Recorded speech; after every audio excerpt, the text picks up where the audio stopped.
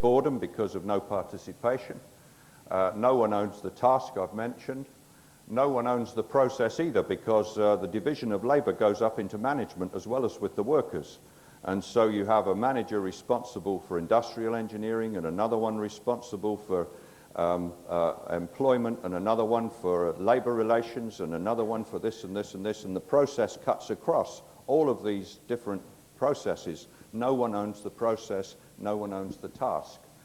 Workers are alienated, and there's no pride, quality is poor, and the real enemy is the lack of responsibility, because then there's a big contrast between those who have responsibility and those who don't. That's only a very small number of people who have responsibility. Craftsmanship, on the other hand, if we look at the advantages of craftsmanship, the product has high quality because of the pride associated with the skills and the identification between the individual. So the individual has high self-esteem. They mutually respected between the management and the worker because of the skills of the company's performance is dependent upon the skills of the worker, and everybody knows that. A close association between the reputation of the company and the worker. Unfortunately, the disadvantages of the craft system are low level of management control, low volume output, high product cost, low profit, low salaries, long hours, poor working conditions. And of course, a system like that is going to lose when confronted with the so-called Taylor system.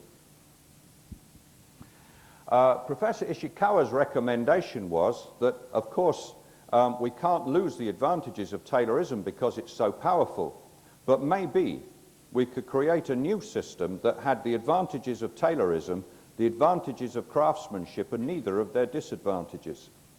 And his suggestion was that maybe we could bring craftsmanship back to groups rather than to individuals.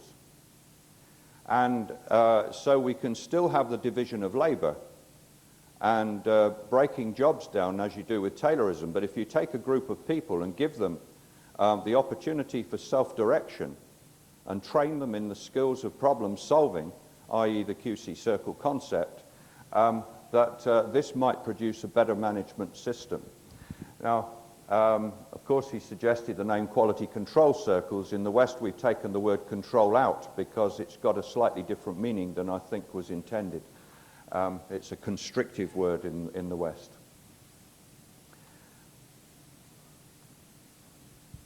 So it was a nice idea to reject Taylorism, but unfortunately, with 20 or 30 years of Taylorism, it wasn't so easy as it perhaps was in Japan when Taylorism had only just started.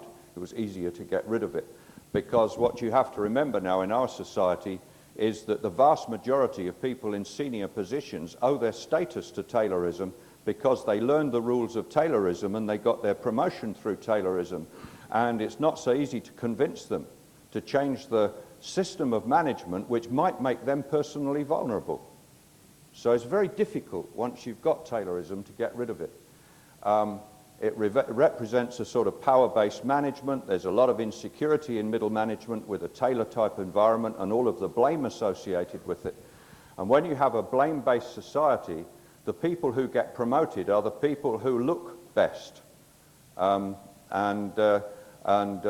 they get promoted, but it doesn't necessarily mean that they are the best. And of course, if everybody else is promoted the same way, you don't necessarily end up with good management in that type of environment. And also, because of the insecurity, in order to deal with the insecurity, people want to intimidate their colleagues. So they want a bigger car, 2 telephones, a bigger desk, name on the car park, a different canteen for the different levels of management, and so forth. And of course, once you've introduced those kinds of things, people are not keen on giving them up. And so they're very reluctant to change. And this is a problem that we have. And only those companies that are changing are really those companies who are in a state of shock. If you feel comfortable with something, you'll only change if you're frightened or you have a shock. And at the moment, the biggest changes are happening in those companies that are in have a serious problem. Most of those that are still comfortable still continue the way they were. But after Professor Ishikawa came to London, some companies started introducing QC circles. Brinton's carpet manufacturer, is the longest surviving circle program in the United Kingdom. It still exists today from their start in February 1980. For about 4 or 5 years, just as in the case when Professor Schieber this morning was talking about the USA, almost exactly the same thing happened in Europe, not just the UK, but Europe generally. It was a kind of a fashionable thing to be involved with QC circles. But in the mid-1980s, it failed. And everybody claimed that the reason for the failure was the lack of support from middle management. And Mr. Maiucci, I was telling him lunchtime, I heard him speak in Paris about 6 years ago, and he identified in my mind, I think, what the problem was. And that was that the reason why Western companies started QC circles was because it didn't have to change the manager.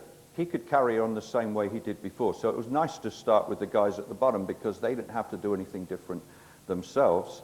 And it's rather like lighting a bonfire, you know? You light a bonfire starting from the bottom. But introducing TQC is not like lighting a bonfire. And to quote Mr. Maiucci, he said it's more like sweeping the stairs, and it makes sense to start from the top rather than from the bottom. So introducing TQC is more like sweeping the stairs, not like lighting a bonfire. You have to change at the top and then come down layer by layer by layer until you get to the bottom. Of course, we had to learn that. And through the 1980s was this period of experimentation and many, many failures with these experiments because of a bad strategy for starting. Of course, a lot of people believed that the concept didn't work in our society because of the failures. But in my opinion, it was the strategy that was wrong, not the concept. Towards the end of the 1980s, we began to start thinking about introducing the concepts from Dr. Duran with his management involvement in project teams, the quality circles, the Taguchi thinking in terms of the difference between the elimination of variability from a process or from an activity. And of course, BS 5750 was still continuing to develop. And in the 1980s in the United Kingdom, it had very, very large financial support from the British government, the BS 5750 or ISO 9000 development. Towards the back end of the 1980s, very few of the quality circle programs that started at the beginning survived, but there were a few survivors, and these are some of them. And those programs today are still very, very good, and they're worth looking at. If you ever come to the United Kingdom, it's worth going to those companies. We began to think about merging all of these things together, and in the 1990s, we've now managed to create total quality, and I think for real, in the way you understand it. Eventually, we've now managed to get an idea, not only of what total quality actually is, but how to actually go about achieving it successfully. And these are a number of companies that are successful with total quality. And the first one on that list, Shorts, have started 5 years ago, and they only, at first, only the managing director and the chairman of the company and the top team were involved for the first few months. They didn't go down to the next layer, and only when they had themselves established their own activities in terms of quality did they then go down to the next layer. And it's taken them 5 years to go down 8,000 employees in the company right the way to the base of the pyramid. And it's only this year they're involving the workers in QC circle type activities. But of course, now the line managers are supporting them. Now, just to give you a statistic from Shorts, 5 years ago when they started, they were owned by the British government. They're now a private company. But when they started, their losses were the equivalent of 30% of their sales revenue. In other words, we, the taxpayers, were paying to keep that company alive. Last year, they made a financial net profit for the first time in 15 years. And in the last 4 years, one of the products they make is the wings for the Fokker 100 aircraft. It took 72,000 man-hours to build those wings. In 1 year, they reduced it to 44,000. The next year from 44,000 to 24,000. And then last year from 24,000 to 19,000. And they claim this year still to be able to reduce with virtually no capital investment, all by project by project by project improvement. And that is very significant. And if you look at photographs of that company 5 years ago and compare them with today, you can't believe you're in the same place. And similar stories could be said for some of those other companies there. Now, I said that all of these things are integrated. How are they integrated? Well, one way of looking at it is to think of it as I've described here. Over on the left-hand side, if we want to be a total quality organization, clearly we have to have good systems and procedures for critically important activities in the business. And in my opinion, the ISO 9000 document is a very good guide to any organization to identify what it needs to do to have a good system and good procedures. A very good guide. I do have a problem with ISO 9000, and I'll mention it now. I have a problem with the third-party assessment. In other words, a company being assessed by a third-party organization, which is neither the customer nor the supplier. Because if I'm conducting an audit of a company I have no emotional involvement with, then maybe I can audit them against the book. But I might have a different view. If that company was going to supply me with product, I might look at some different things, and I might look even more closely. And I have a fear that people are abdicating their responsibility for looking at their own suppliers by leaving it to some third-party organization to say whether they're okay or not. I have that problem personally with ISO 9000, but not with the document, only with the external structure. Now, of course, we have to have good systems, but if you depend entirely on systems, as the United Kingdom did in the 1970s, then, as I said, you end up with a police force type of activity parallel to production. And also, it doesn't look at the processes. To give you an example, one company in the United Kingdom was required by British Gas, its main customer, to have ISO 9000. They said they would not buy from that company anymore if they did not submit themselves to ISO 9000. So they got some consultancy support from the British government. They actually used consultants like me and other people to do that. So we're paid by the government to do that kind of assessment rather than necessarily by the company. It wasn't me in this particular instance. But they had the consultancy support, and they faithfully did everything they were required, and then they had the evaluation. The evaluation was supposed to take 3 days, the audit. At the end of the second day, the lead assessor of the audit team went to the general manager of the company, and he said, "We don't need to come in tomorrow. We've seen everything we need to see, and we give you 100% approval." The managing director naturally said, "We're very pleased about that, thank you very much, and my people will be very happy." After the assessor had left the company, he said to me, he was telling me the story afterwards, he said, "I almost crawled up the wall with my fingers," because he said 40% of our product is currently being rejected by British Gas on first submission. They make gas cookers. Well, they used to, they're not there anymore, incidentally. We make gas cookers. 40% is rejected by British Gas on first submission, and 60% of the product is reworked before it ever goes out of the gates. And yet this guy gives us unqualified approval. What's this standard all about? I said, they evaluated you on having a documented system, and you have a good documented system. The fact that your paint spraying machine is 200 years old has got nothing to do with it. It isn't 200 years old, but so you have to have, obviously, good processes. And that is not looked at in proper detail, in my view, in ISO 9000, and it's a wrong expectation if you think it does. So you have to have good systems, you have to have good processes. But it doesn't matter how much system you've got, and it doesn't matter how good the processes are, if people don't really care, if they only do their job according to instructions. You've got to motivate people, you've got to get people excited, you've got to get that loyalty and pride and so forth. And so you have to look at the way we manage our people. Managers get results through people, therefore we have to look at the way we manage our people. We have to look at how we can involve them, to build them, words like empowerment and so forth. But also, of course, we have to have a means of looking at the cross-functional problems at managerial levels. So we need a structure for dealing with that. We need to have a quality council or something at a high level which organizes all of this, resources it, provides the money for the training and gives people the time and the legitimacy to deal with these things. And so it's really all of those things, and now that is just being recognized in these last handful of years.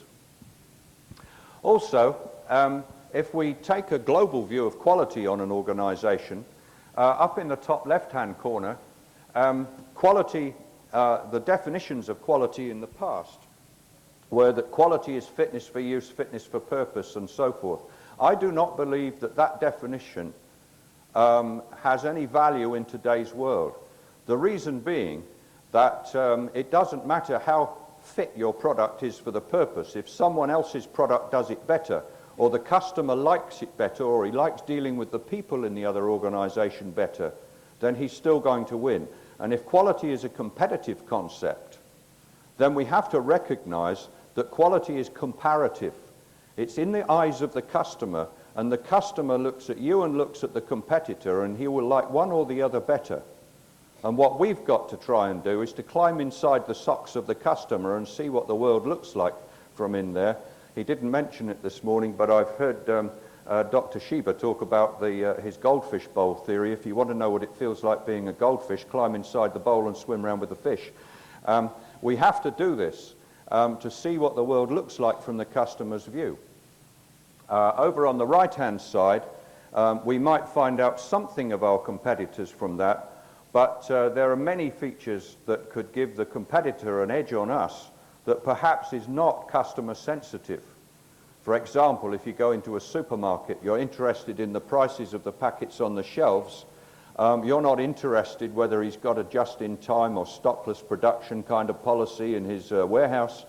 But if you're a competitor, of course it's important that we know those things. So do we have a structure to find out the strengths and weaknesses of our competitors, to exploit their weaknesses and to have the means of making up for their strengths? We need, as I've got up at the top there, a policy about our suppliers. Do we have a multiple supply base or a narrow supply base? Do we have an adversarial relationship with our suppliers, or do we have a cooperative relationship with our suppliers? Now, those top three things on there are strategic. Down underneath, the community and finance are also strategic, but finance is a problem that I don't know about here in Thailand or in the rest of Asia, but in the West and particularly in the United Kingdom, it's a serious problem that we suffer from what I call short-termism in the terms of way businesses is funded. Because total quality, as you know, is a long-term concept and a long-term investment. Unfortunately, the way business is funded in our society, they're looking for short-termism, and they move their money from company to company on who looks good or bad today or tomorrow. And we've got to do something about that. I believe, and I may be wrong, that in Japan there is more of a long-term financial support to companies on long-term market research and so forth, and I think this is a disadvantage we have to overcome. The community aspect of that is becoming increasingly important as society is becoming more and more intolerant of quality-related deficiencies, no matter how rare, whether it's human safety, whether it's impact on the environment, and so I think increasingly in the years to come this is going to become an issue which could affect the survival of some organizations if they don't respond to those initiatives. But down at the bottom is internal effectiveness, and I believe that in Western Europe, up until right till now almost, that ISO 9000 and the quality-related cost initiatives that I mentioned before, both of those, and also project-by-project improvement on their own, are only concerned with helping you do the same things better. they might not be helping you do the right things.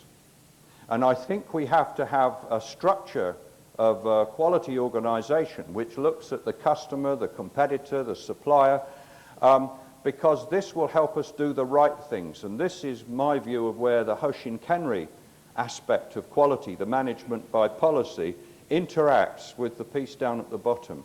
And I think we're just beginning to understand that now, and companies like Shorts that I mentioned, who do understand it, are now beginning to get the payoff from it. And I believe over the next decade, this is what we're going to see in Europe. I'll jump that slide. It's too complicated for the time I've got. I'm sorry about the spelling of Baldridge. It's an A, not an O. My own little personal quality deficiency. The guy that produced these slides, I looked at them like that and I said it was right, and then I put it up on here. We talked, or rather Don talked, and also Dr. Shiba talked about the Baldridge Award.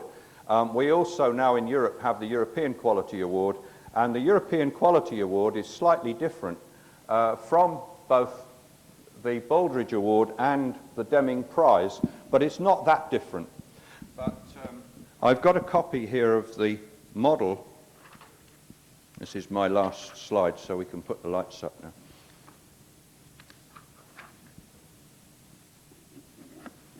How does it?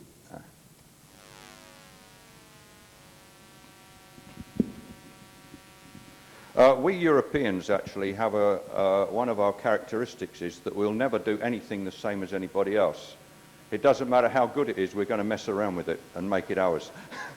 And so I'm not going to say whether this model's any better or worse than either the Deming model or the Baldridge model.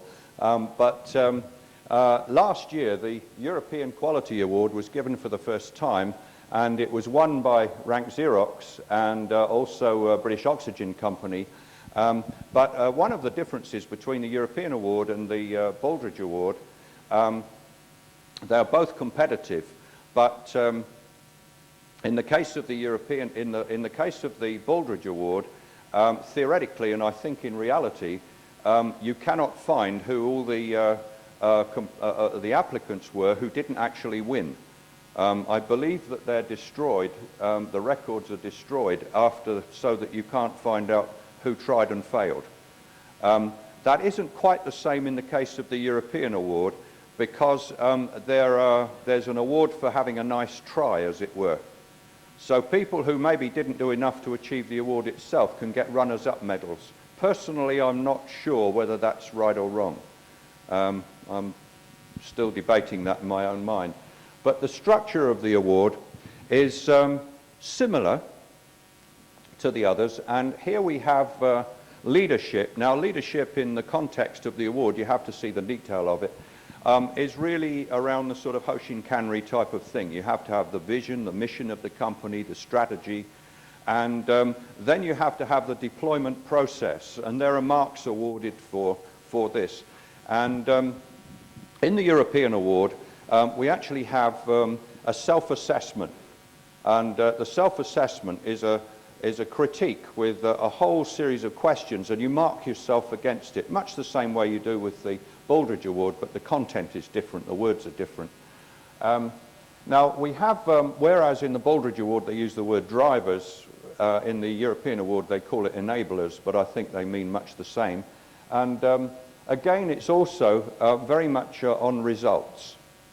And so we have the leadership, and then in order to achieve results, obviously we have to have a policy for the management of people. How well defined is the policy and the strategy of the business? What resources are assigned to quality? And there's a whole series of questions about all of these, and breaks it down into detail. How do we control the processes of the organization? And then the results in terms of opinion surveys of people and customer satisfaction. How do we achieve customer satisfaction? But the additional one is this impact on society, which is actually now in Europe is becoming a very sensitive issue. And companies in Europe now are having to use, not having to, but from a competitive point of view, having to use biodegradable packaging for products and things like this in order to show that they're environmentally aware. This is quite a big thing developing in Europe nowadays, and business results. So that's basically the structure. We're now in the second year of it. The award will be made it's just, I'm sorry I'm out of touch, it's around now, I can't give you the precise date of the award for this year on the European award. But as with the Baldrige Award, it's not so much the number of applicants to go for the award, it's the number of people who are using the self-assessment to evaluate internally their own organisations. And I think we're having the same impact in Europe with that award as is happening in the USA with the Baldrige Award criteria. Just a point of interest, ISO 9000 is buried in there somewhere. And it's only mentioned once in the whole document under policy and strategy. And so we have moved a little way from thinking that ISO 9000 is at the center of the universe. It's now seen as only one of the things that we have to do.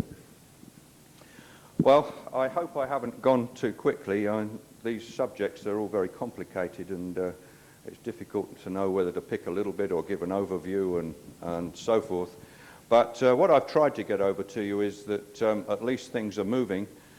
We've gone through a tough 10 to 15 years of learning. I do hope that if I'm ever up front speaking to you again, I can talk more of achievements than you know, the difficulties that we've been through, and talk more about the successes. But anyway, it looks like one of our eyes has opened, and hopefully the other one won't be too long behind it. So thank you very much for your time this afternoon.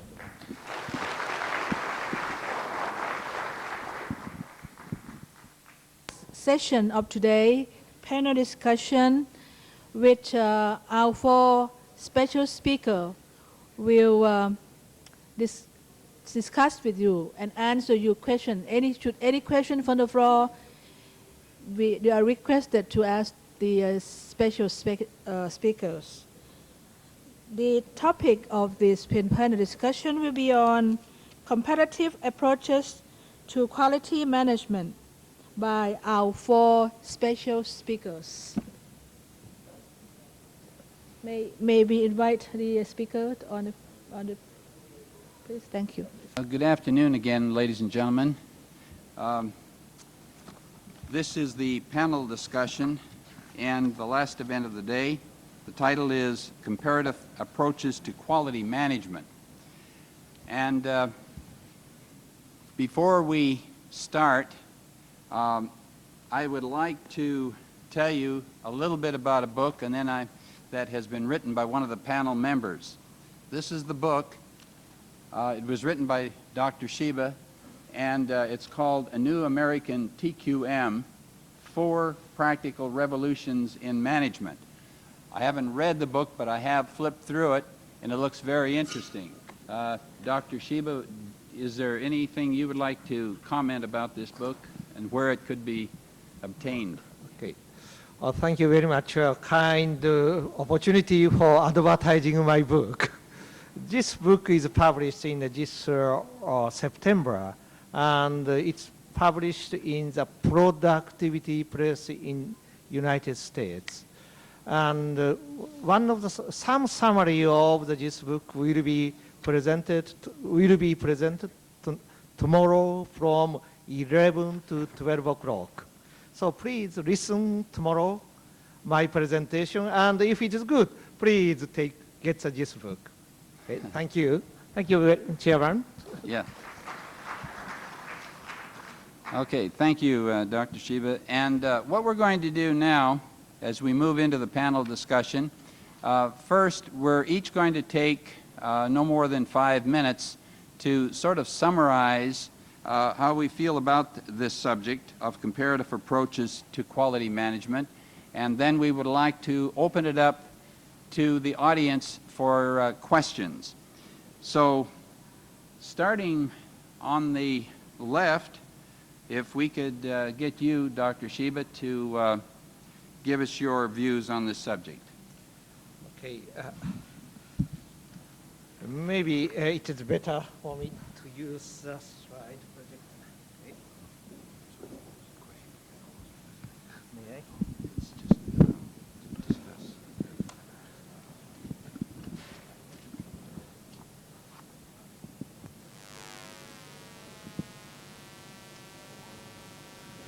Well, there are three common conclusions through our discussions. First conclusion that I felt is if you just work for the small group activity alone without any help of the chief executive officer, or if you don't have any infrastructure of the organization, or if you don't have any infrastructure of the national consensus of the quality system, your small activity, small group,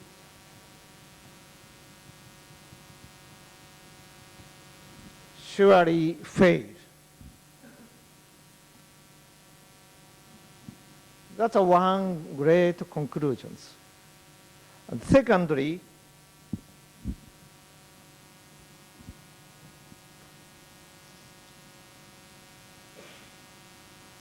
national promotion program, including the consensus of the quality system. It is sometimes a Baldrige Award, sometimes Deming Prize, sometimes ISO 9000. But whatever it is, if you don't have the national consensus of the quality system, your quality may be slowed down.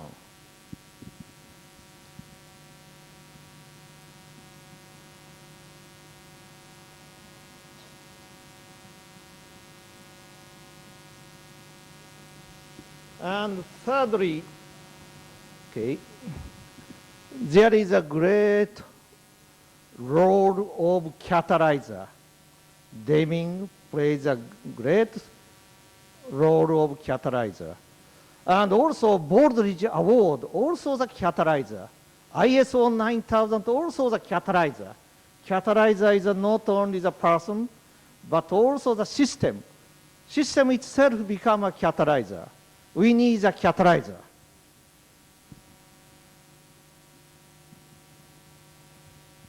To promote the quality.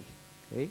These are common conclusions what I heard from the morning to the up to now. Thank you. Okay, thank you, Dr. Shiba. And next, we'll have Mr. Mayauchi.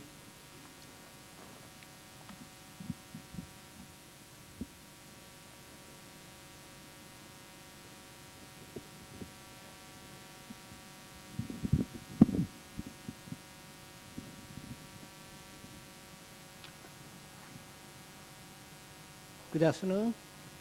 Now, my other portion. Again, this is my experience, so I will summarize as such.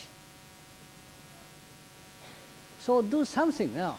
Don't argue with TQC, TQM, how different. That's the discussion be conducted and spend a lot of time. Do something for the competitive improvement, for the survival. You can find your pitfall, your weakness, then how to correct. That's the way you are. And then next is don't sit idly by not just waiting for the someone or something to help, just waiting at somebody. Nobody helped you. That you have to develop your own country's TQC concept, your own country's TQC concept. Must be depend on you yourself.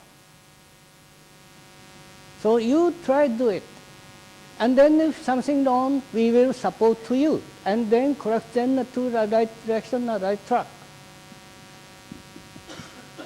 And keep moving. And be convince yourself, this is my convincing, I'm on the right track. So you go ahead that way. Of course, you have to be through studied what this concept is. But if once you get confident, you bet. And don't make excuse. Talk is cheap. So many other excuses come. Our culture is different. The Japanese people and our other people is different. Education level is different. Many excuses. But no need any excuse. You just do that thing. And you trust your own people. And you do your best. Then you can get one. And then get started in the hardest parts or the area. The action speaks louder than the word. Don't tackle the easiest one. Tackle the hardest one to solve that. Then these are by the Pareto chart concept. Most of the vital few problem is solved out under the tribal many problem left over. That's easy to. And delegate this problem to the subordinate. And you spend more the important area, study more, sophisticated area. Then you can have enough time to study. And seek steady progress, plan first. That's why I mentioned plan, do, check, act. So when we have what, why, and how to planning, that 5W1H concept to be implementing, and then your plan is 100% perfect. That's what I recommend from my experience. Thank you very much for listening. Okay. Thank you, Mr. Mauchi. Now, David Hutchins, if you would please give us your version. Well, the way I see it is, hang on, I'll be lazy. I can use both hands. The way I see it is this, that the ideal organization, we have everybody working towards a common objective, and the sum total of all of that force is like that. But typically organizations are not so much like that. The energies are going in all kinds of directions because of lack of any kind of common shared goals all the way down. And because of the fact that typically in organizations with tasks being broken down the way they are, no one down here owns the task, and processes go that way, discipline goes that way, so we have strong sort of vertical fibers of organization but very weak in that direction. And the question is, how do we get from here to here? In this type of environment there's a lot of blame, and therefore people are fighting against each other. And if we want to change to this type of organization with everybody working towards shared goals, ideally we should start here, because the people who eventually come up to the top in this type of environment may appear to be working together, but I don't believe that they are. And so the person here should have give very strong leadership, and these are the people ideally that we should convince. And then if they can convince their team, and then they share downwards and downwards, gradually we get that alignment, and then the people here are supportive of the activities of the QC circles from belief rather than by being forced to. But that's an ideal world, and we don't live in an ideal world. And so sometimes we don't even have access to the people at the top if we're the people who believe. And if we happen to be in the middle, say here, it doesn't mean you can't start because you haven't got the support from here. Well, you can start from where you are and get something beginning to move within your own part of the organization. And if you start to achieve results, it will impact on some of your colleagues at your own level, and also, of course, it will begin to come to the attention of people afterwards, at a higher level. So we can always influence upwards by our results and by our achievements, even if we can't do it just by logical argument. So I would suggest that whatever level you happen to be within your organization, you can actually get things started. But bear in mind that as soon as you've got something to show in terms of results, then sell it upwards and use your results to sell upwards, and hopefully eventually it will reach the top. Okay, thank you, David. One of the comments that I would like to make are about these different approaches that can be used for total quality. There are so-called quality gurus all over the world in many countries. I'm going to limit my remarks to quality approaches in the U.S. Because that's what I'm most familiar with. In the U.S., if you had to identify 3 people who are influencing the total quality movement, they would have to be Dr. Deming, Dr. Duran, and Philip Crosby. Now, their approaches are quite different, particularly Philip Crosby's approach more than the others. There's fairly strong evidence to indicate that Dr. Duran does not even particularly, he doesn't really have anything nice to say about Philip Crosby, nor does Dr. Deming. Now, does that mean that Philip Crosby's approach is no good? I don't think so. He has a missionary style. People get sort of excited. He approaches the top managements in companies and gets their commitment. And it seems to work. As an example, several of the companies that have won the Malcolm Baldrige Award in the U.S. got their start in total quality management from the Philip Crosby approach. So, and Tom Peters, who I think most of you know who he is. Incidentally, he is also a columnist in Quality Digest magazine. He takes the position that it doesn't really matter what the quality system is, what the approach is. He said, as long as you have developed an approach to attaining TQM, and if you follow that approach rigorously, then you will attain total quality management. And I believe that there's a lot of truth to that. Okay, that's my remarks, and now what we'd like to do is to open it up for questions from the audience. But before we actually have someone come up to the microphone and ask their questions, some people already have some questions in front of them, and Dr. Shiba, would you answer one of the questions that you have there in your hand? Okay. So there is a question. What is the basic difference of TQM and the TQC approach? How will you relate it to cultural aspects of the nations? What's the difference between TQM and TQC? I think there is no difference. Well, we need a good result. And we need a good quality. And approach for the TQM so far I've described here is the same as TQC in Japan.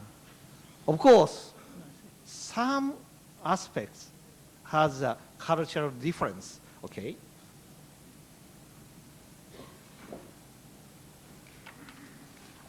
Thank you. I follow your invention. Okay.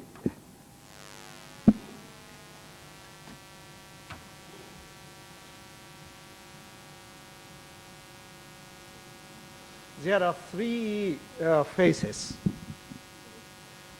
This is a core. For example, the problem-solving process, 7 steps as you know. These are no difference throughout any culture. It is same as mathematics. Are there any difference in the mathematics between the country? Nothing. Okay? So the core, the improvement methodology, some improvement strategy, for example, start from top down. CEO's involvement is important. Those are core. Okay? There is no difference from cultural difference. But some part, like an incentive, These are completely different from the cultures. This is culture dependent. And between here, like a style of teaching, okay? For example, Asian, well, at least Japanese don't want to ask the question in front of the public. But the US want to ask the question in front of the public. That's a different teaching style. So there are three phases of the difference of the TQ's total quality management. So at least in the core, there is no difference. It should not be different, okay? Thank you. Okay, thank you, Dr. Shiba. David Hutchins has a question that has been handed into him. So David, would you read that one to us? You can take this. Okay, this question says, in every system, the audit is always from a third party. Then how come you feel that ISO certification auditors are not that useful for certification? Please explain with respect to other auditor activities like financial audits and so forth. There's nothing wrong with a third-party audit in the sense that if you compare it with other types of audit. The problem, I think, that concerns me is that people think that just because a company has ISO 9000, because they've been audited to ISO 9000 and accepted, that they don't need to go and look at that company for themselves if they are their supplier. And I think this is a mistake. Unfortunately, there are many people who are promoting ISO 9000 that oversell what it will do. And I think it's very important, if you're interested in ISO 9000, to not only understand its advantages, but also to understand its limitations. Because if you have a car, for example, and you have that car tested against some kind of established criteria, it doesn't necessarily mean it's going to win races. It just means that it's going to do certain things under certain conditions. And that's the main concern, that first-party assessment is when you go and assess your own suppliers. And you will not necessarily be looking for the same things as a third-party evaluation. And that is the problem. So it's really a question of don't overestimate the performance of a company just because it has been accredited to ISO 9000. Oh, are you finished? I've finished unless I don't know. Okay. Come back and say, well, I didn't answer my question or something like that. Okay. All right, Dr. Shiba, I believe you have another question? Yes, I have another two questions. Oh, two more. Okay. May I? Or- Two. Yes, please, go ahead. I'm sorry. Well, another question is there a TQM training program for managers, especially senior managers? What is this? Well, kind of questions about the training, okay? How to train the senior managers and CEOs, okay? Well, Is it for my question? pardon? I'm from India. Okay. Is it the same question you are telling about? CJ Mehta. My question is to all of you. I am CJ Mehta from India, Nippon Denro Ispat Limited. My question is that we have got a quality cultures, say quality circles, Kaizen circles, Kaizen groups, ISO 9000 and JQI. All these quality cultures, they take care of various categories. JQI takes care of the senior level improvements and quality circles at the bottom.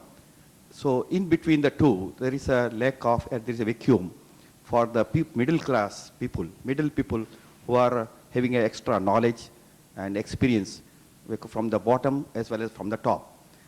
What I want to say is that there can be another culture for middle class people, particularly about the knowledge dispersion.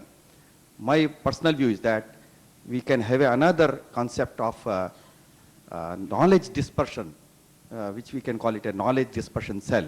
And that will be a gap filling between the top people or senior people and the grassroots level people.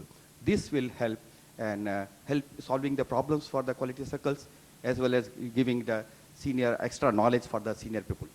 I would like to know your comments from all of you, sir. The question is addressed to all of the panel members, and it's really the question that Dr. Shiba just read, only it has been expounded on and explained a little bit more. Dr. Shiba, would you like to be first? Well, there are two issues, okay? How to train and how to implement. That's completely different issues, okay? When you implement the TQM, you cannot start from bottom. Of course you can, but you cannot sustain. It is true in Europe, it is true even in Japan, even in the United States. So if you really want to sustain your bottom-up activities, you need the support from the top and the middle and supervisors. So it is necessary you need the infrastructure and the support. That's one issue, okay? So how to train? Teaching is the best training. If the CEO teach himself, CEO is the chief executive officer, #1 person in the organization. If he teach himself, then he understands what is a TQM. Well, this is my belief that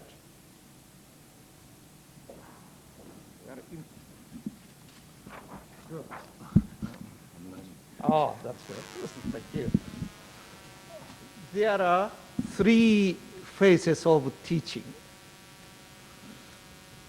First step is knowledge. Okay. Knowledge will be created by the information, some new information. You got many information today. Okay, that's information. And you got some commentary, explanation. Then you get the knowledge. But do you get some money from the knowledge? We need the money. Okay? We cannot get the money from the knowledge. So then we need the second step, understanding. Understanding will be created by knowledge,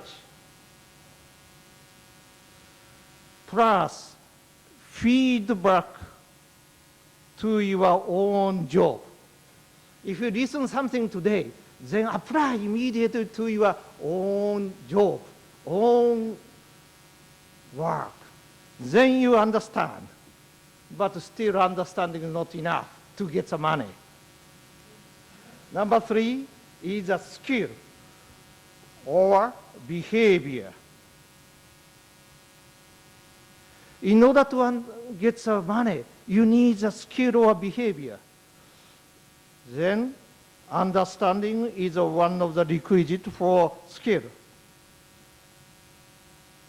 And strong drive, your will, and process. So when you plan the training, we need these 3 steps. And TQM try to create a skill. Okay? Mr. Miyauchi told in the morning, skill is important. The reason is knowledge or understanding is only a step to create a skill. Thank you. Would either Mr. Miyauchi or David Hutchins like to respond to that as well?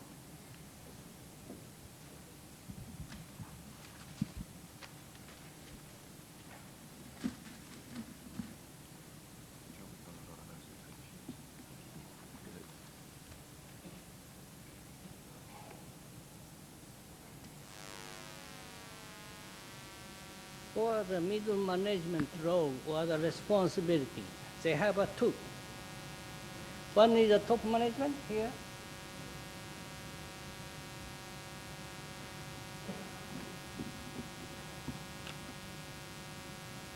President.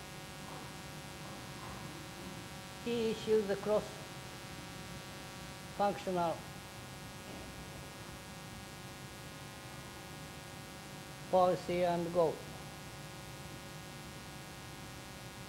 As such are the quality function or the claim reduction 50% of previous year or the failure reduction in the process 30% of the previous year as such way. So Q1, Q2, Q3, such one.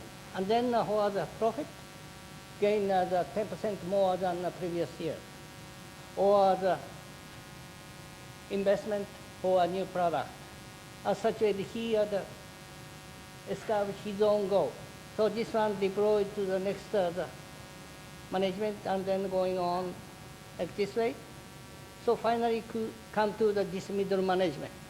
So that's why this top management deployed his own policy and goal to this middle management. So that's his responsibility to perform the goal deployed by top management.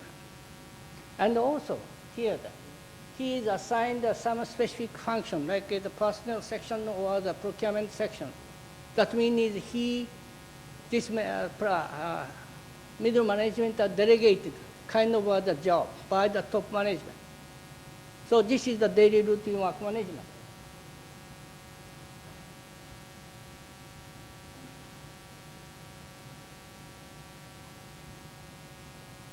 So to perform his job, he has many jobs, same way, like the Q, this is the daily routine work of Q1, QD, Q2, QD2, and the CD1, CD2. As such way, he has his own job. It comes from the job description and his own the duty assignment. That's why he has to done a job under his supervision, under his leadership, to have an employee follow his requirement. So this one is also deployed like this way.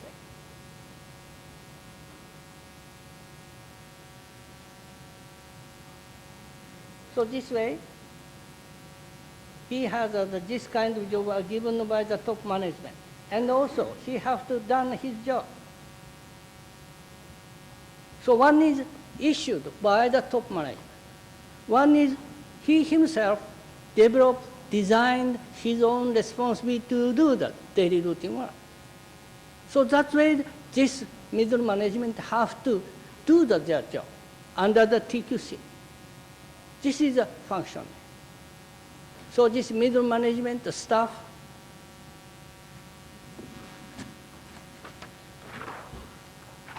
so this section manager, he has a staff engineer or staff people, and here the supervisor.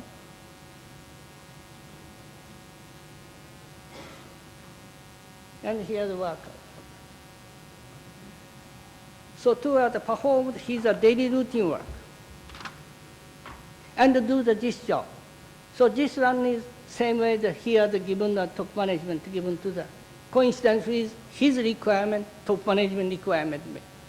So this is the daily routine work they have to done every day. So this is a responsibility. So to perform this one, he speaks with his own people. Management himself, staff, and this supervisor go together to achieve, given the top management and establish his own boss establishment be done. That's this middle management responsibility to be done under the TQC. That's clear, sir? Okay, David Hutchins, David is now going to give us his views on helping to answer that question.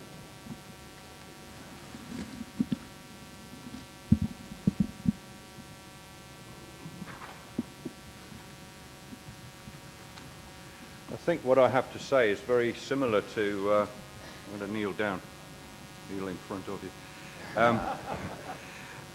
What I'm going to say is somewhat supportive to what Mr. Mayuchi has just said, and also fits in a little bit with Dr. Shiba.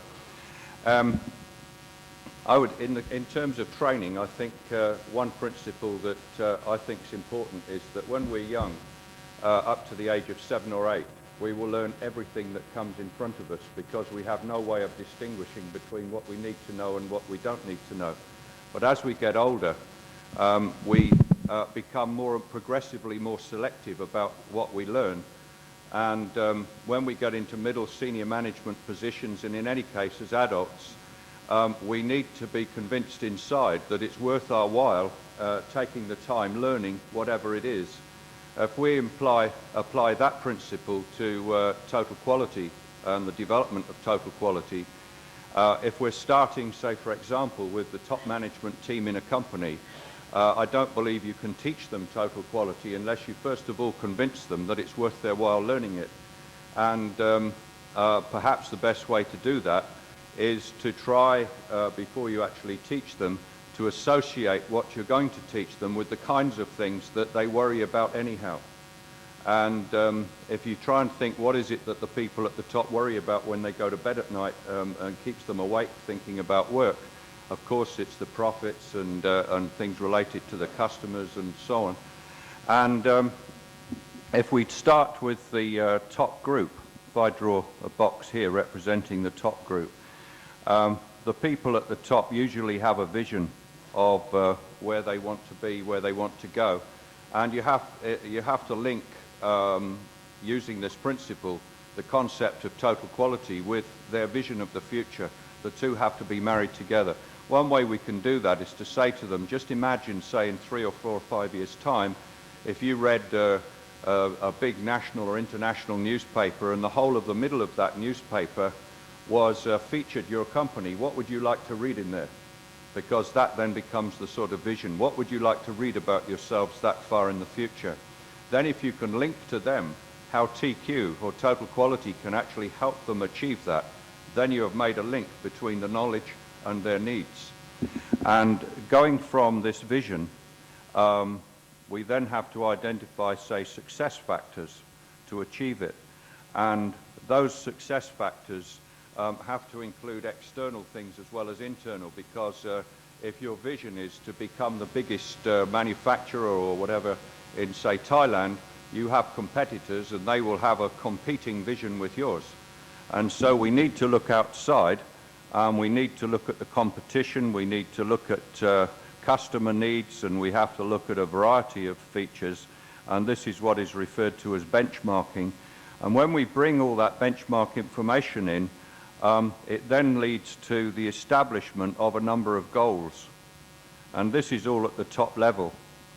Now those goals, there are likely to be a large number of them, and the Pareto concept is likely to be hidden in there somewhere. And so some of those goals will be critically important. Say, for example, 20% of the goals will have a big impact on the future of the organization, and these obviously are the ones that need to be considered, certainly at the beginning. If we analyze that further, we'll probably find that the majority of these goals here are the responsibility of upper management, because they're big issues that require policy decisions. And as we progressively come down through here, eventually we come to the thousands and thousands of little problems which maybe only account for 20% of the performance of the company, but individually there are thousands of them, and these are likely to be at the worker level. Now, applying that, remembering that, and looking at these goals, some of those goals can be achieved fairly quickly, say in the first year, and others may be a little longer, second year, third year, and so forth. So we can establish, coming around here, these major goals that affect the business performance, and some of them will be quite stretching. For example, Kodak did an analysis up here of Fuji and found out that Kodak's product development for cassette films was 2 years. Fuji did it in something like 10 weeks. that becomes then a major assignment. How do we get from 2 years down to 10 weeks? Well, you don't do it by putting posters all around everywhere. You've got to redesign the whole process of product development. Now, if they then share that with the next layer down, if this represents, say, a structure of organization, that if these goals are then shared with the next layer, the head of finance, head of operations, head of sales, etc., some of those goals will impact directly on them.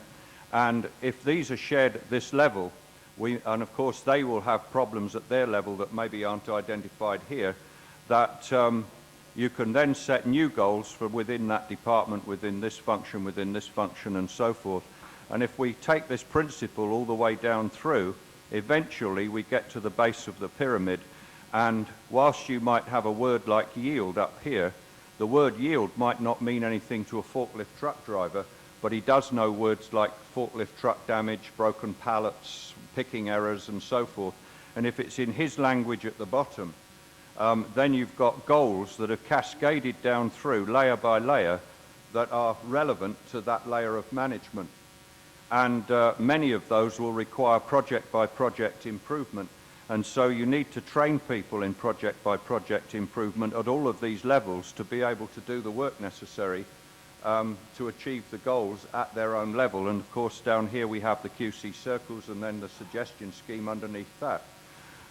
We then need a feedback mechanism for achievement against the goals, and the feedback at the bottom might be daily results and then weekly results, monthly results, half-yearly results, and then the people at the top to do an annual audit of the overall program, how well it's working right the way through, and then to conduct a review in here and set new goals and targets for the second year and put the whole thing in a continuously improving loop. So if the training goes down as with the cascading of the goals, then the managers can see the value of learning the tools and techniques that are relevant to help them achieve those features in here that they have in their own control, and to cascade down below them those things that they think their people can deal with rather than them themselves, so that the whole process then can become goal-oriented and at the appropriate levels. Okay, thank you. Okay, we have had some pretty thorough answers there. I really have nothing additional to add to that. I'd like to have Dr. Shiba address or answer one of the other questions that was handed into him earlier.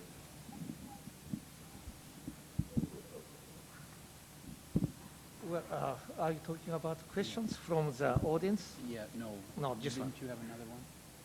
Oh, okay. Yeah, Oh, all okay. right. Yes. Well, I have some important comments. Okay, please open the page 39. Please open the 39. 39. Comparing the scoring for the Bolger Award and the Deming Prize. So this is not a mistake, of course. This is a citation of the one book called, who is that? Total Quality Management by A.R. Turner and J.D. Toro. Yes, this diagram may have the misunderstanding. It says Deming Prize has 0% for the customer satisfaction. Well, this is a misunderstanding on behalf of the Deming committee members. Okay? Well, I explain. This also has some reasons. Okay.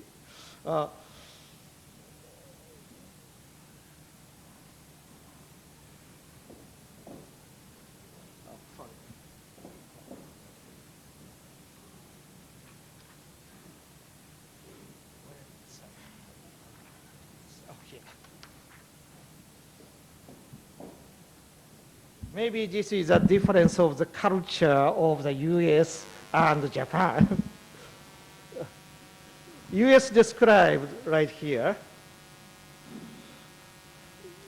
This is a board-rich award system.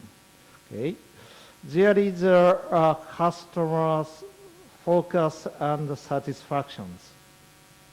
So it seems very clear, and also this is 300%. 300. Yeah, 300%. So very high score. But there is no description in board-rich award about these items. The reason is,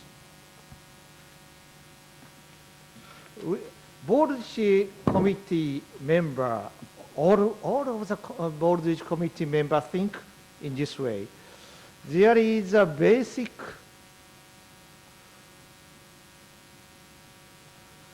skill. I spoke about the skill, not understanding, not knowledge. There is a basic skill. Then above the basic skill, there is a system. Okay. So what is a basic skill? There are 4 basic skills, we say. Number 1 is, as you know, the PDCA. I hope everyone knows the PDCA, run the PDCA. So this concept is very important in here, okay? Human resource development. When you train the people, always plan and do check after the training. So this is a basic skill to apply the PDCA. And also another skill, always discuss on the basis of the facts. Okay? And also there's another basic skill, process. Think about the process rather than the results. Okay? Of course, the result is important, but in order to improve the results, we need the process. Okay? And there is one more, this is most important. Market in concept. Okay? Always focus for the customer. This is a basic skill, way of thinking. Okay? So then what is a market in?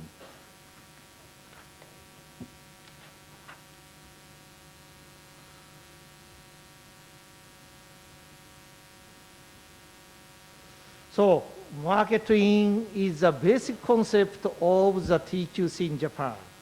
Here is your work.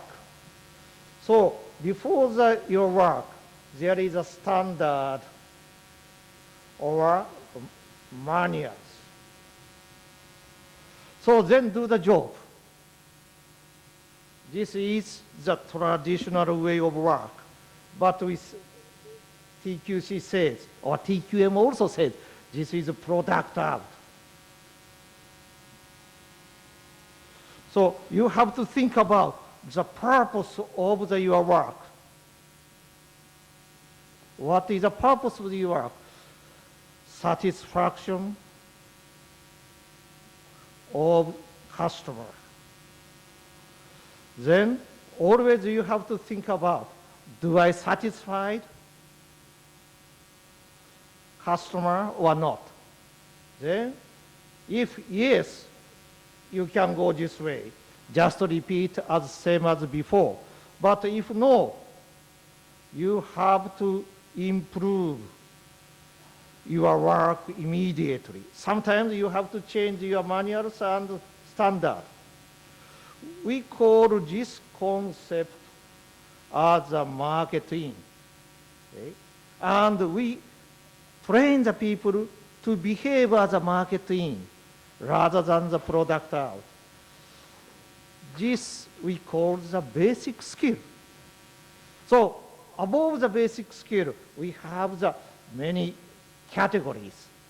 So examinations, they mean examine whether they have the enough skill of the GS element as well as the GS systems. Therefore, there is not apparent description about the marketing concept, customer satisfactions. Thank you.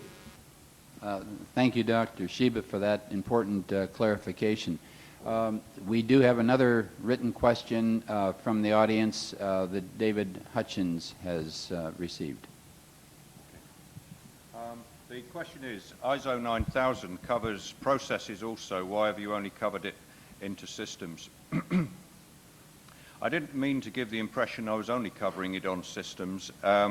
What I was concerned about when I mentioned the case of that gas cooker factory, that the processes that in that particular instance under ISO 9000 were evaluated from the point of view that did the company have adequate control processes around those procedures or processes, and the answer was clearly yes, because they got the approval. But were they necessarily adequate to meet the requirements of the customer? Well, they were not.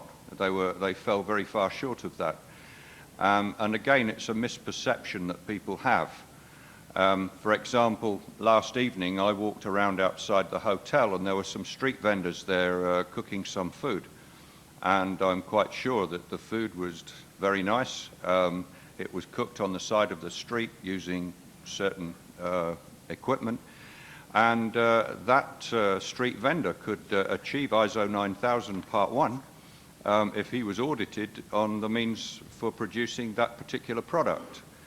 How could you distinguish between his ISO 9001 approval and the equivalent mass production factory that produces that kind of product with the most modern equipment in the world? Both of them could get the same standard, but it doesn't tell you anything about the processes, and the only way you'll find out is to go and look for yourself. So what I was saying is you cannot delegate the responsibility for ensuring that your suppliers are actually doing what you want just to some list or some standard or other. But unfortunately, I don't know about here, but the problem in the United Kingdom is there are many, many people who have that misunderstanding, which I believe is a serious problem. That was really what I was trying to get over. I mean, people are good at what they do. It might not necessarily be what you want. And you have to have a first-party evaluation to decide that.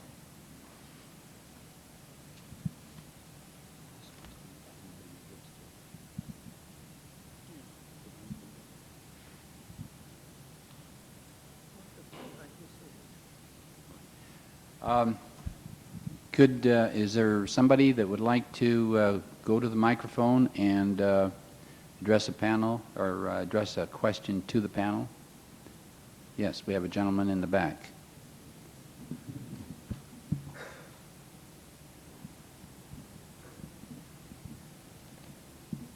Hello. My name is Mike Yeoman from the Kowloon Canton Railway in Hong Kong. I just wondered if I could ask the panel's opinion on whether on the road towards total quality management they think it better to adopt shock tactics to blast the middle managers from their complacency, or whether they think a war of attrition using a more softly approach is the best way. Okay, that's a good question, and we'll start off with David.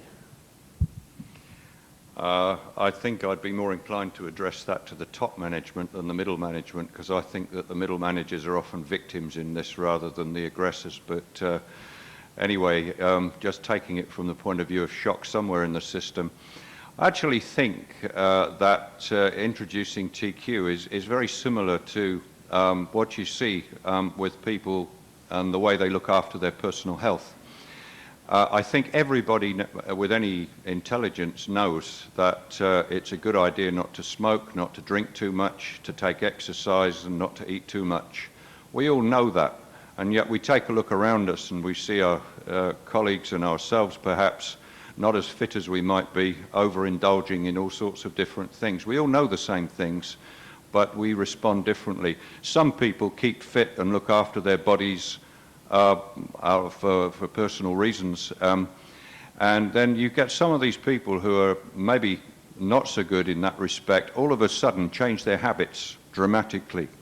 They come to work with a chicken's wing and a piece of lettuce and drink orange juice, and their weight just completely collapses. And you find out why. It's because they've been to the doctor, who's kind of scared the living daylights out of them, and they've made the change. And I think it's the same with TQ. I think with total quality, the word is getting around, and I think a lot of organizations actually know that logically it's the right thing to do. And yet they don't change, and the reason they don't change is because they don't feel threatened. And as long as they don't feel threatened, they won't change, because change is tough, it's difficult, it means changing habits. We don't like changing habits. So maybe you're right, you have to scare some people into it. I was in the audience once when Dr. Duran was up front, and one guy said, Dr. Duran, after Duran had been talking about quality-related costs, he said, I've told my top management all of this, and our quality-related costs are something like 25–30%, and still they won't listen. He said, what do you think we should do? And he said, pray that things get worse. Okay, and yes, that's what okay, good. All right, Mr. Miyachi, if you would give your response to that question as well. No, the one that was just asked? Why not? Oh, okay. Dr. Shiba. Oh, me? Yes. Okay. I got this note. Well, TQM is a thought revolution. TQM is a thought revolution. This is not my word. This is a word of Professor Ishikawa. I believe the word of the Professor Ishikawa while I went to the United States. Thought revolution is the most important and very difficult. And top person, CEO, is very easy to change their mentality because they know the situation, change of the society.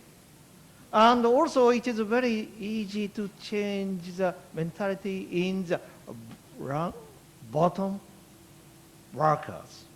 The difficulty is the middle managers. Then I always said, forget about the middle managers.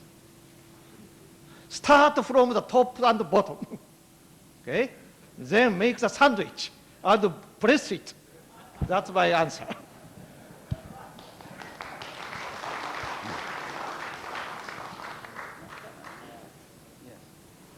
Yes, Mr. Miyachi.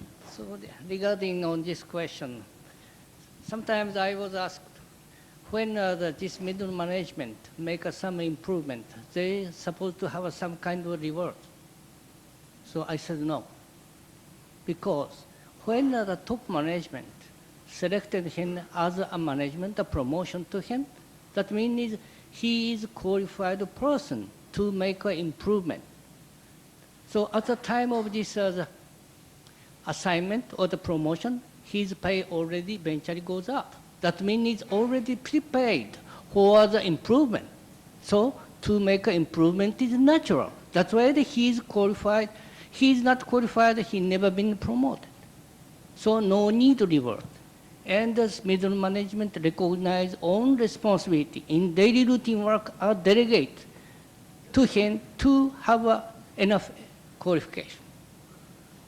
So that the professor mentioned, they are the suppressed in between. No, I don't think they have the freedom to make his own job under his vision and strategy.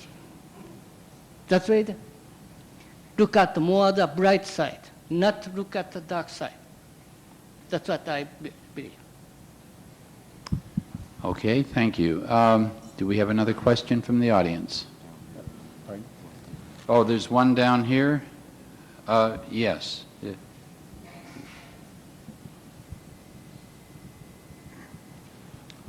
Thank you very much, Mr. Chairman. I'm very intrigued by the word top. Now, how top can top be? To me, all of us, we are top management. Because I believe that we have our own pyramids somewhere. Even though people like to address this thing as middle management or middle class, I think this is only prevalent in a society where classes are rampant. I think TQM culture addresses ability and equality of potentials for contribution. So top management exists in every pyramid within the organization. Now, if I'm a supervisor, what class-conscious people are thinking of, really, I'm top management in my own little pyramid. So I look at it that top is the top of the pyramid where you have full jurisdiction, and that can be in a very small section. Thank you. Is there any of the panel members that would like to respond to that? I think you're right, and I was trying to make that idea when I said that start from where you are, and then maybe you can influence from that position. I'd just like to give a nice little story. There's in the Courtaulds in the United Kingdom is a very, very large textile and chemical product manufacturing company, and they have an annual convention where from 40 of their factories, people come together every year and they have a Factory of the Year award and they talk about their achievements. And I was fortunate to attend this one year, and there was a lady presented, and she was a person about 30 years old, and she had been a line supervisor in the cutting room where they cut up the shapes of the garment. And she had read a book called Just in Time, and she was very impressed with what she read, and so she applied the ideas with her group of workers. So she was just a supervisor and applied this with her group of workers, and obviously made some good achievements which interested her boss. And then he decided to encourage people to do this company-wide, and they made her a trainer. So she then became a trainer to other people, then to the whole factory.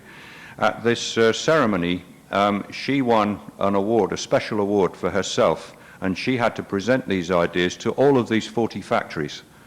And I found it a very emotional experience that this lady who just wanted to be a good supervisor could stand up in a room as large as this and explain what she'd achieved. And then it spread to the rest of the organization. So I totally agree with you that all of us can influence the world around us a little bit. So no one is a victim. We can all make some difference. Ideally, of course, if the person right at the top is supportive, but then if we don't have access to them, we can't do that anyway. So let's change what we can change. Do either of you would like to comment? My experience in Brazil, I think the best way to see is to believe. That's the basic concept. Everyone easy to understanding. So we asked them, what are the big competitor? Then how are their competitor status are? And have ever been compared with the business status or the technical status or the customer service status? And then identify yourself. How are the deteriorate from this competitor? If so, at the visit, bow your head and ask them how you are the better than our customer, our status are. So that way to catch on the own weakness and also strengths, and then compare with it. That's the only way that I recommend to them. So by that time, this top management never know how their own status compared with competitor. So let them do that kind of way. And then once they recognize their own weakness and strength, then he eventually change their mind to implement TQC. That's my experience. Okay, very interesting. We have a question towards the back there.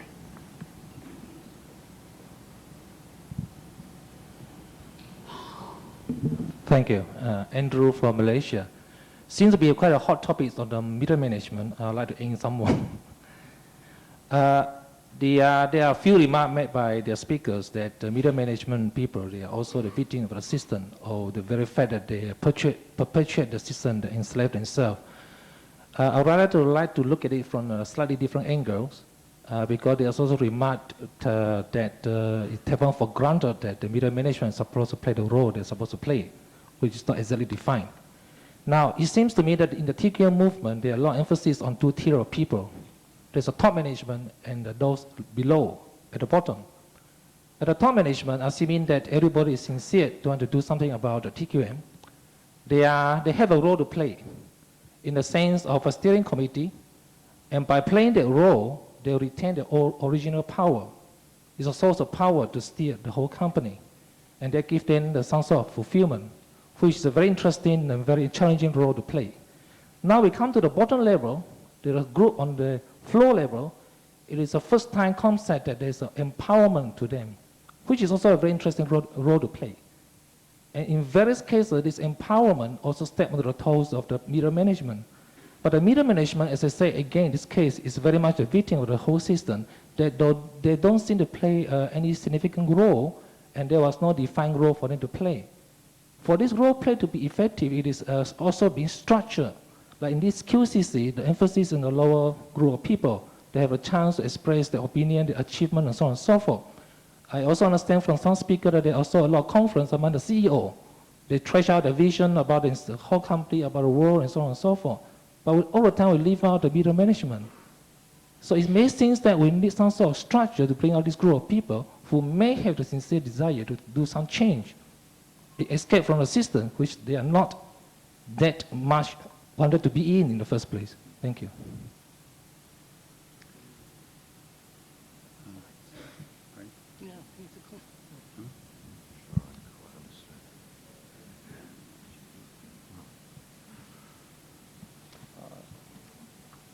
I'm not sure I'm not sure I completely understood the question, but if this model that I've tried, granted that it looks a terrible mess. You see, with this, I'll end up with all the microphones in a minute. If this is the top management, and it's their vision and their mission, and then the cascading goals out. When that comes across, and I think this was the same idea that Mr. Mauchi was expressing, because in Komatsu they call this the flagship concept, that the ship carries flags showing you how many fish it's caught. When you come down between that layer and that layer, the idea of this vision and mission here is then cascaded down one layer. So that department head, together with his top team, will go through more or less exactly the same process here, but more parochially within the scope of his own responsibilities. And that then cascades down, even right down to frontline supervisors. So every department has got to say, what is our role in the organization? What is our mission? What do we want? Where do we want to be? And that cascades all the way down. So you're actually cascading ownership down to each layer right the way down through. Now, if it's done like that, one, you don't have this problem of ownership, and that this is just being done to us, because they're participating and sharing across the boundary between themselves and the other layer, and they're making their own input to it. And of course, this is a time-consuming process to get from here to here. I mentioned in my speech Shorts, the aircraft company. It's taken them 5 years with 8,000 people to come down here, and they would not move down another layer until they were confident that the layer above was going to support what happened on the next layer down. And that would only come after that layer had been themselves actively involved in these sort of improvement activities. And it's only in this last year that they've come through to the shop floor, and they're talking about QC circles. Now, that doesn't mean to say there hasn't been any shop floor involvement previous to that. They've had shop floor involvement right from the beginning, but mostly on management projects where workers needed to be involved.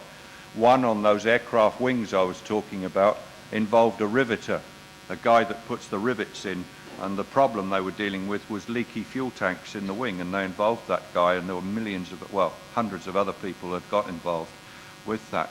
And I think if you come down in that way, you don't have that middle management problem.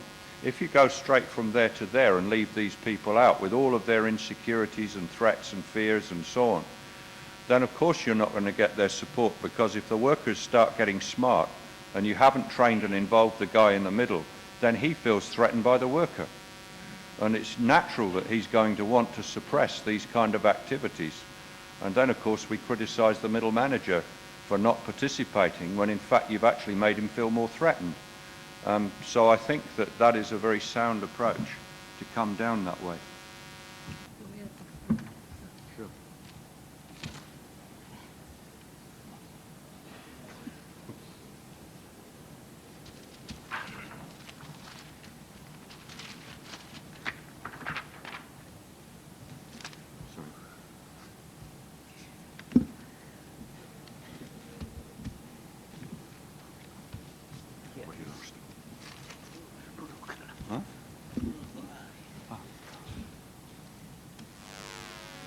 Let me put down something on this middle manager role.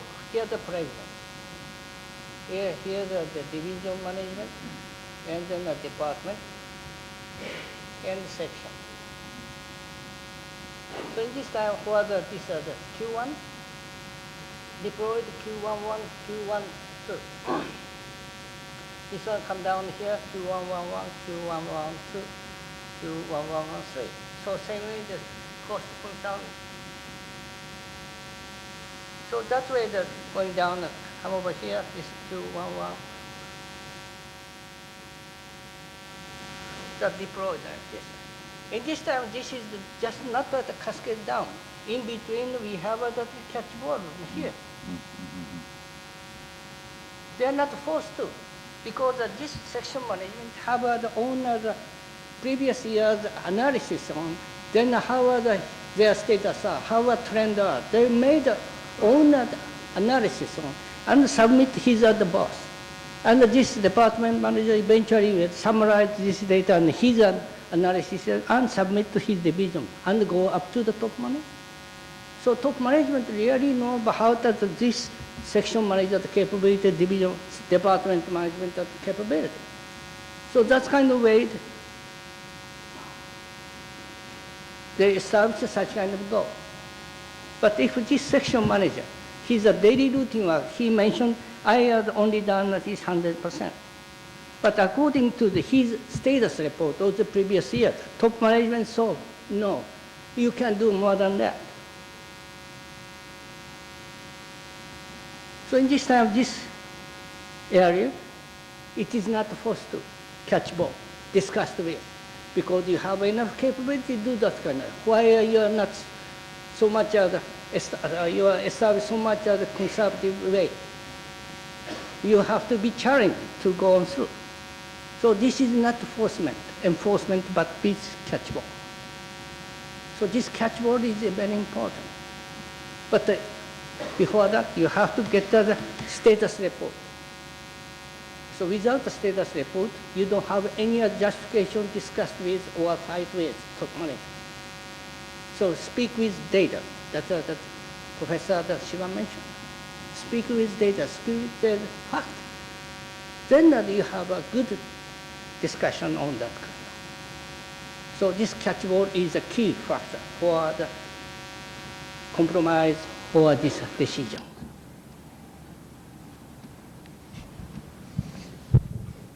At this time, I see that we have slightly passed the scheduled completion time. So on behalf of the panel, I'd like to express thanks for the opportunity to share with you. Oh, yes, we have another question.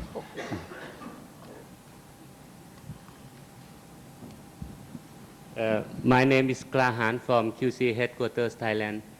Since this morning, the four speakers did not touch about the corporate culture. So corporate culture. So my question is, has a corporate culture any concern with the TQM? This is my first question. And the second one, is the corporate culture, one of the objectives is the TQM. Is my question clear? My question is, corporate culture has any concern with the TQM or TQC? The second question is that is the corporate culture included in the objectives of the TQM, is or is not included in the TQM?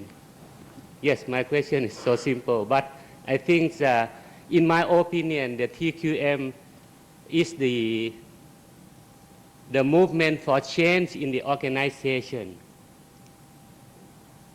But to change the organization or change the structure or change the behavior of the organization to somewhere, I think the human behavior is very important. So I would like to know from the speakers whether the corporate culture has any concern or is it included in the objective of TQM. Thank you very much. Okay, who would like to start by answering that question? Okay. I think when we use the word culture, sometimes people think that when we use the word culture that it's carved in tablets of stone and it's something that can't be changed, and you talk about a Thai culture or a Japanese culture or an Indian culture or a British culture or something. And of course, you know, those differences are there, but cultures are in a state of change continuously. At national level, maybe the change is a very, very slow process, almost undetectable over decades. But in companies, I think the culture changes. Every time you change the head of the company, you change the culture because he imposes his own kind of style on that organization. And if you don't change to suit that, then life can become unpleasant for you.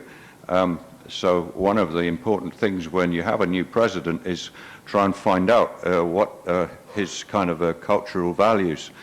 If you take the extremes, if you take McGregor's sort of theory X, theory Y, which is only a two-dimensional model, but it serves my purpose, that the very autocratic theory X type of management or the very participative theory Y, theoretically, one could achieve total quality with a total theory X type of environment using threats and fear and carrot and stick methods and scare everybody to death if they don't actually perform in the way that TQ requires. There are companies where I think they've attempted to do that, and they don't completely fail.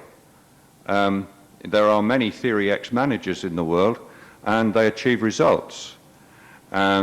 But there are also many Theory Y managers in the world, they also achieve results. And the Theory X manager is hard to convince that a Theory Y is a better alternative for this reason. That the Theory X manager believes instinctively that work people are lazy, slothful, indolent, don't want to work, don't want to do anything, therefore I have to use threats and fear to achieve results. So he uses threats and fear and he achieves results. As soon as he turns his back away from his people, they stop working. He sees that and it confirms his belief. But at the other extreme, the Theory Y manager, who believes that work is as natural as breathing and sleeping, he believes that the best way to get results is to work from the basis that work is a natural thing to human beings. Therefore, if people are underperforming, I have to redesign the task or change the environment around my people. He does those things and they respond positively, and that confirms his results. So whichever extreme you happen to be, you're very convinced that your method is best. So if you have a Theory X environment and TQ works best in a Theory Y environment, the difficulty is to convince those Theory X people of the need to change. So I think you're right to raise the culture question, because if you have an extreme Theory X type environment, it is very hard to change it just by logical argument. And so my advice to any organization I've ever had anything to do with this, if they have a Theory X environment, is that you've got to take some of those people who are inclined towards Theory X to show them and demonstrate that actually this is a better way of doing things. And it's difficult because, you know, as I say, they're convinced by their own experience that their method works. So it is a tough question, and you're right to make it, you know, a central one. The culture change is a hard one. It also changes a biological process as well, because none of us will change our habits dramatically. And we always revert back to what we did before when we hit a crisis. Okay, thank you.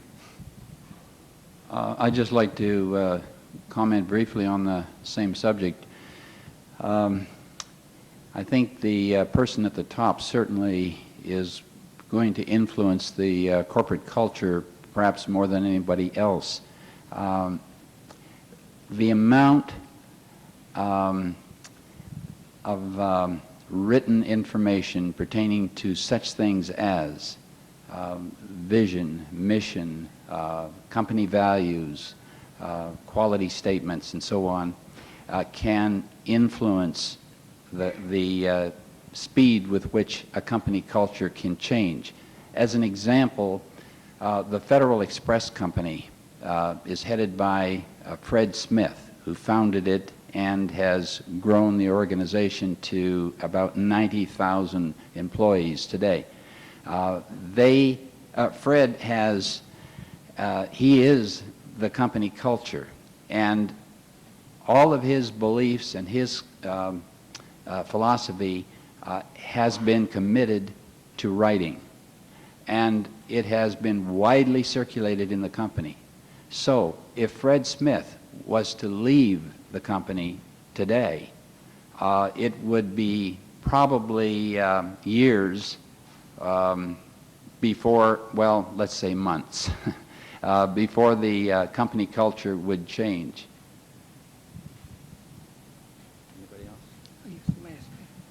This the corporate culture, this definition is, like Mr. Hutchins mentioned, is very hard to define it. But I think any country, the culture is the same, because this is survival, competitive improvement through the quality of the assurance, and then the market share, the expansion, and the company's prosperity. This is a culture. Actually, harmful one is not the culture, it's a tacit. This is a problem. So you are mixed with the culture and the tacit. Tacit is really you have to change. So the culture is the same, but just as I mentioned, tacit is a problem you have to change. This is absolutely you have to change.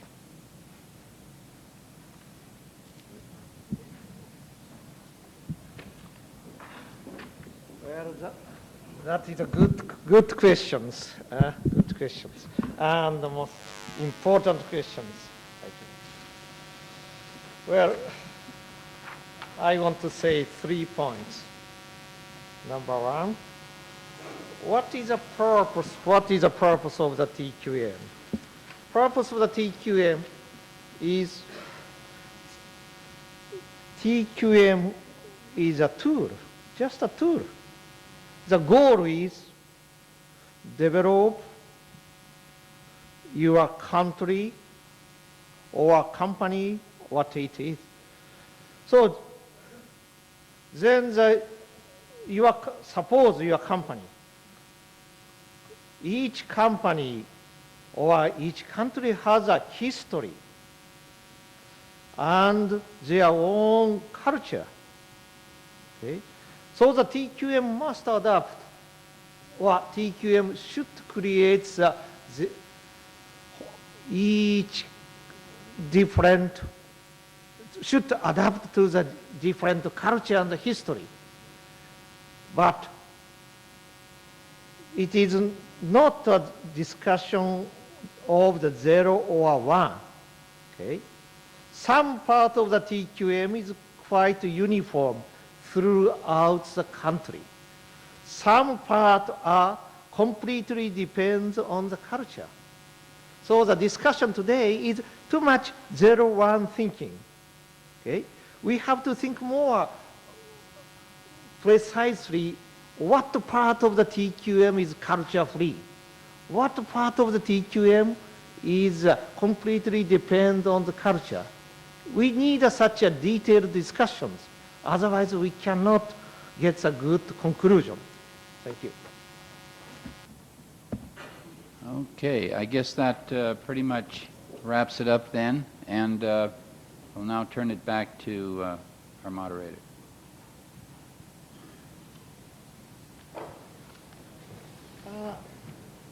Oh, dear speaker, we do appreciate your contribution to the workshop. And also that we, as a token of our appreciation, we have a little gift to give to you. Now may I invite our Professor Surasak, Vice President of the Association of QC Headquarters of Thailand, to present some gift. First is Mr. Ichiro Mayauchi. Can you please receive the gift? Then Dr. Shoichi Shiba.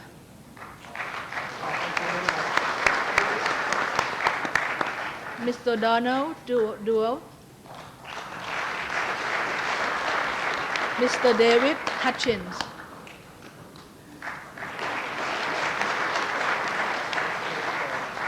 Ladies and gentlemen, in order to honor our pre-convention seminar, we would like to have our special speakers to take photo with our two Vice President. That means Professor Surasak and Kun Klahan Waraputhapon right here in the podium.